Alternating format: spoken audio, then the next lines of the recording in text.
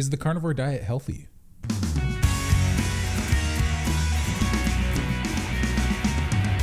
Hey, what's shaking bacon? My name is Bruno Panucci. I hope you're doing well. So I've lost over 155 pounds doing the carnivore diet. I've done lots of different versions of the carnivore diet. Yes, people might find it a restrictive diet because it's meat products only. No beans, no seeds, no nuts, no vegetables, no fruit. And you might think, why is that? Well, it's a carb-free diet because carbohydrates are good for you if you have insulin issues or insulin sensitivities. Sometimes as we get older, our bodies just don't process that food as efficiently as we used to when we were young. Our bodies also don't absorb protein as efficiently as when we were young either. The older we get, we can still absorb that protein, not quite as good, but we can get more without as much of an insulin response. But the carbohydrates create a really poor insulin response if we're already prone to that problem. And that's typically where obesity comes from. Now, there's lots of other reasons why people might struggle with obesity, lack of activity, or like me, I also have hypothyroidism. But typically, insulin is often the underlying cause for a lot of these health problems. So is it healthy though? Well, I've lost a lot of weight, but is it still healthy to only eat meat? There was an epidemiology study that came out in 2021 from Harvard University on this specific topic. We'll get into that in a minute. But first, you might want to check out anecdotal evidence. The reason why I might recommend anecdotal evidence is people's experiments on themselves with the carnivore diet, people who have been doing this for months to years. And you can go to Rivero.com, Dr. Sean Baker, it's his website, and he has lots of people that have been given testimonials. And you can also go to Facebook groups to see what people are saying about it. But if you're already here, you've probably already been looking into these things. But Rivero.com is a good resource because not only is it hosted by a doctor, it's all these people that have had issues with a plethora of different health problems. So we want to make sure that we want to not just go into things blindly, we want to educate yourself a little bit with it. The problem is there's not much research done on a carnivore diet, and that's what we're going to get into in a minute. Now I'm going to talk a little bit about myself. I've lost a lot of weight. My blood pressure's gotten under control. My heart rate's gotten under control. My insulin has gotten under control. My thyroid has gotten under control. So it's still a way to go for some of these health problems. I'm still losing weight. I have maybe about another 70 or 80 pounds to go. As those conditions continue to heal, that's when the weight loss is going to happen.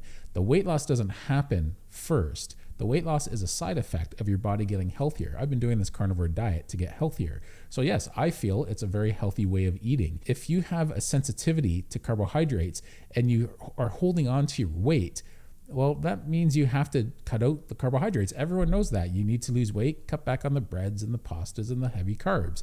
It's not new science. Everybody knows that, but people wonder if it's safe to go zero carb. And that's the goal of a carnivore diet. You're going zero carb. So without further ado, let's get into this study. So this study is one of the first to formally research the health impact of eating only meat. The researchers collected data from 2,029 subjects who were on an all-meat diet for at least 6 months before beginning the study. The participants didn't eat plant food, but lived off animal foods, meat, eggs, fish, and some dairy. The Harvard study found that eating meat and organ meats had very few adverse effects. The researchers reported health benefits, and the participants were highly satisfied with their experience. We're going to go over a few of the highlights here.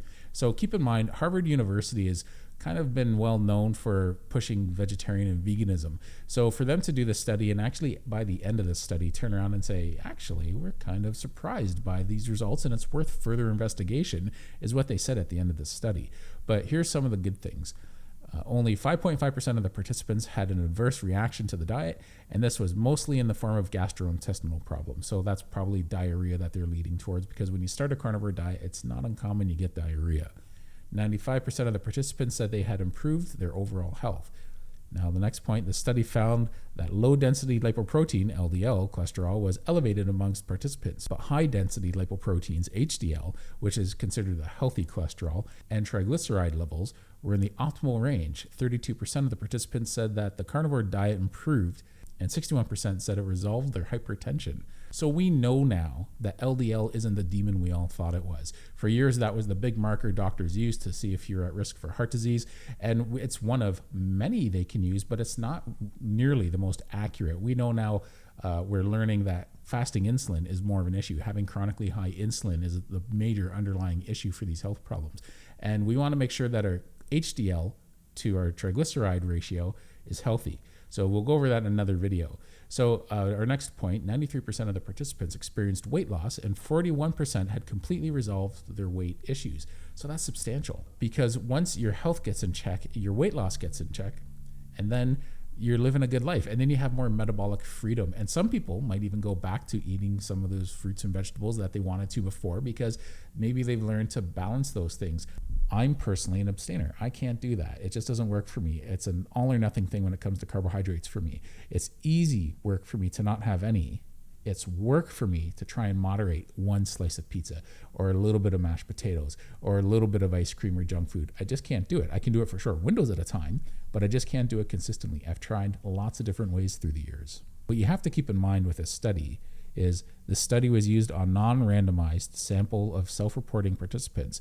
So the authors say further study is needed to verify the findings. Also, the participants were followed between 9 to 20 months, 14 on average.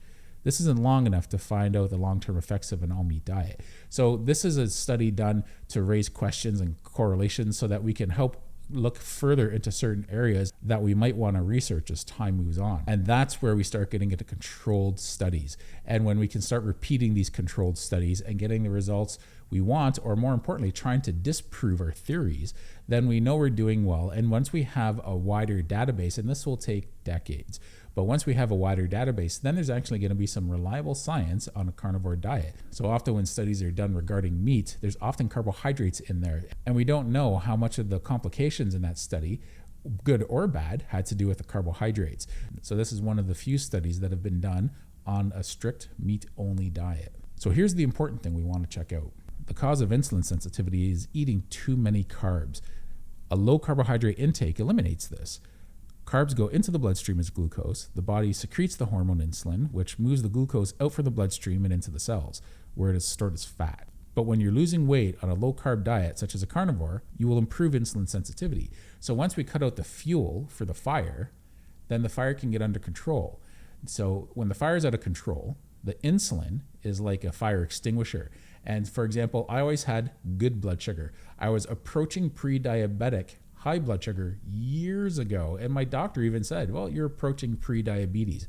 I was a huge guy, bigger than I am now, and he was only concerned because my blood sugar was slightly elevated. So I had relatively normal blood sugar, but my insulin has been out of whack probably for years, so bad that when I have carbohydrates and your blood sugar goes up and then your insulin goes up to lower the blood sugar, so your day should be like a roller coaster that way. What happens is my blood sugar goes up and my insulin goes up with it, and then my insulin lands like a slow jet plane as opposed to a roller coaster. So my insulin was chronically high. My pancreas is probably a big part of that issue, as well as my liver. So a carnivore diet helps to balance this out. And you can do that by playing with your macro ratios. You're cutting out carbohydrates. Your only two fuel sources left are protein and fat. So the thing about that is protein's not the best fuel source. So you have to make fat your primary fuel source. So you're typically doing roughly around a ketogenic diet in proportions with an 80-20 ratio, give or take. So far the studies have been in the favor of carnivore diet. This wasn't a controlled study group. I can't stress that enough. So I don't want a bunch of comments in the video afterwards from anyone out there who's like, yeah, but this wasn't a real study. We know it's not a real study. It's just a questionnaire that was given to long-term carnivores. And this is where good quality studies come from. Like I said, they want to look at this information and then they want to draw out points to do further investigations into proving or disproving different correlations that they found in the study. So thanks a lot for paying attention. Please don't forget to give it a thumbs up and subscribe. I really appreciate it. And please leave a comment if you can. Thanks a lot. It really supports the channel. Appreciate it, and goodbye.